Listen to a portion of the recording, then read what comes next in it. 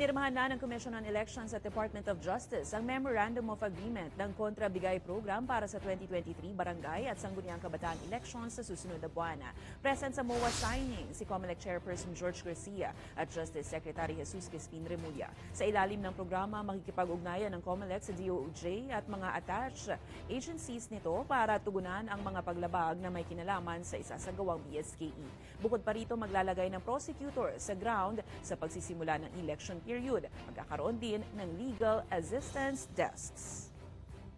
Kung nasa panig po namin ang prosecutorial arm ng ating pamahalaan sa pamumuna ng Prosecution Service, National Prosecution Service, at iba pang ahensya sa Department of Justice, masisigurado natin, hindi lang po matatakot, masisigurado natin na sadyang matututukan at magiging seryoso ang kampanya sa makabagong, dito po sa ating makabagong kanser ng ating demokrasya.